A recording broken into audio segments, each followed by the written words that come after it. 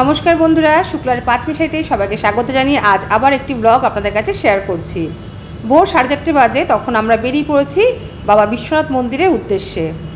তো আমরা মোটামুটি 5:10 আগে বিশ্বনাথ মন্দিরে পৌঁছে গেছি। গিয়ে দেখি বিশাল লাইন। আপনারা বুঝতে পারছেন তখনও কিন্তু ভোরের আলো ফোটেনি। তো আমাদের প্রোটোকল সিস্টেমে করা ছিল, তো আমরা একটু এগিয়ে গেলাম, দেখলাম সে প্রোটোকলের লাইনটাও বিশাল পড়ে গেছে। যাই হোক, লাইনে আমরা প্রায় 20 মিনিট মতো দাঁড়িয়েছিলাম। আমরা প্রোটোকল কাউন্টারে ফোন জমা দিয়ে তারপরে ভেতরে ঢুকেছি। যাই হোক, ভেতরে গিয়ে তার ভিডিও করতে পারবো না, সেই জন্য পুজো দেওয়ার পরে আবার একটু আমি ভিডিও করেছি। 2025 জুন মাসে আমি বেনারস এসেছিলাম, তো তখনও কিন্তু মন্দিরের কিছুটা ভিডিও শেয়ার করেছিলাম, তাই বেশি আর ভিডিও আমি এখানে শেয়ার করলাম না। দেখুন, এই জায়েন্টস যে স্ক্রিনটা দেওয়া আছে এটা কিন্তু আগে ছিল না, তো এবার আমি গিয়ে দেখলাম, আর এখানে কিন্তু শিব ভজন হচ্ছিল। পুজো দেওয়ার পর আমরা এসে সিঁড়িতে বসলাম, অনেকক্ষণ দাঁড়িয়ে মানে লাইনে দাঁড়িয়েছিলাম, সেই জন্য পাটা ব্যথা করছিল। তো আমি যেখানে যাই সেখানে একটু হাঁটি আর একটুখানি বসি। আমার হাজব্যান্ডকে বললাম একটু দাঁড়াও, একটু বসে যাই, তারপরে আবার যাব। তো এই স্ক্রিনটা দেখুন কি সুন্দর লাগছে, এখানে বাবা ভোলেনাথের এই জায়েন্ট স্ক্রিনটা কি সুন্দর লাগছে। আমি অনেকক্ষণ ধরে চেষ্টা করছিলাম ভালো করে ভিডিওটা করার, কিন্তু এত লোক যাচ্ছে ভিডিওই করতে পারছিলাম না। যাই হোক, যেটুকু পেরেছি সেইটুকু আমি শেয়ার করলাম আপনার কাছে। এবার এখান থেকে বেরিয়ে যাব, বেরিয়ে ঘাটের দিকে যাব। দেখুন এখান থেকে বাবা বিশ্বনাথ মন্দির কি সুন্দর দেখা যাচ্ছে। তো ভোরবেলায় বেরিয়েছি স্নান করে, পুজো দেওয়া হয়ে গেলে একটু খিদে পেয়েছিল। তো আমার হাজব্যান্ডকে বললাম চলো আগে চা খাই, চা না খেলে আর হচ্ছে না। তো আগে আমরা সেই জন্য 2 কাপ চা নিয়ে নিলাম, আর সঙ্গে নিলাম 1 প্লেট ইডলি। ইডলিগুলো কিন্তু ভীষণ বড় বড় ছিল, একটা খেলে কিন্তু পেট ভরে যাচ্ছিল। তো যাই হোক বন্ধুরা, এখানে বসে আমরা চা খেলাম, চা খেয়ে এবার গঙ্গার ধারে যাব। আপনারা যারা বেনারসে এসেছেন তারা কিন্তু আপনারা মোটামুটি সকলেই জানেন যে ভগবান শিবের 12টি জ্যোতির্লিঙ্গের মধ্যে অন্যতম হচ্ছে এই কাশী বিশ্বনাথ মন্দির। বারাণসী গঙ্গার তীরে কিন্তু এই মন্দির, আর এটি একটি হিন্দুদের অতি পবিত্র স্থান। 1780 সালে অহল্যাবাই হোলকার এই মন্দিরটি নির্মাণ করেন। এই মন্দিরটি গোল্ডেন টেম্পল নামেও কিন্তু পরিচিত আছে, আর এই মন্দিরে 1000 কেজি স্বর্ণের প্রলেপ দেওয়া আছে। যাই হোক বন্ধুরা, এবার আমরা কাশী বিশ্বনাথ ঘাট থেকে নৌকায় চড়ে যাব হচ্ছে অসি ঘাটে। তো যখন নৌকায় উঠছিলাম, বিশ্বাস করুন পাশেই হচ্ছে এই যে মণিকর্ণিকা ঘাট, আর তার পাশেই কিন্তু কাশী বিশ্বনাথ ঘাট।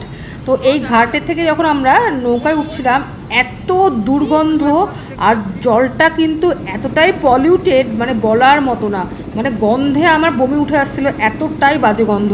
আপনারা অনেকেই অনেক কিছু আমাকে বাজেভাবে কথা বলতে পারেন, কিন্তু বিশ্বাস করুন আমাদের দেশে মা গঙ্গাকে পুজো করা হয়, সেখানে গঙ্গাকে কিন্তু পরিষ্কার রাখার দায়িত্ব আমাদের। সেখানে এই গঙ্গা এতটাই অপরিষ্কার, এতটাই নোংরা যে জলে হাত দিতেও আমার ঘেন্না লাগছিল। বিশ্বাস করুন, আপনারা হয়তো অনেকেই বাজে কমেন্ট করবেন আমাকে, কিন্তু জলটা সত্যি ভীষণ ভীষণ গন্ধ ছিল। তো দেখো বন্ধুরা, আমরা এখন কিন্তু বোটে উঠে পড়েছি, আর এই বোটে উঠলে কিন্তু সবাইকে লাইফ জ্যাকেট পরতেই হবে। যতক্ষণ না কেউ লাইফ জ্যাকেট পরবে ততক্ষণ কিন্তু বোট ছাড়বে না।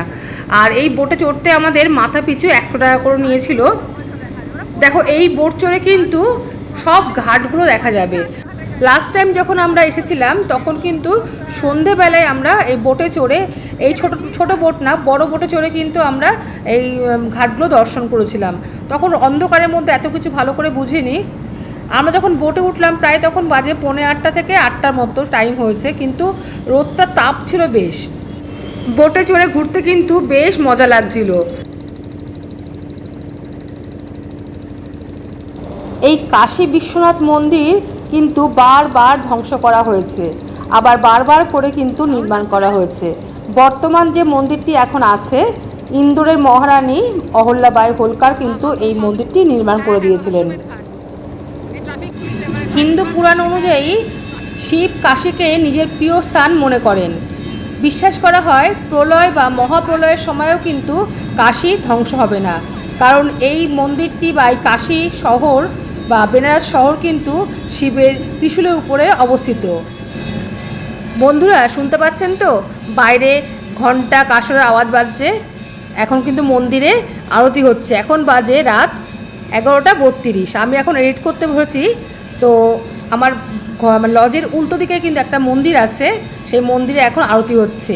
আর এটাই হচ্ছে কাশী বেনারস।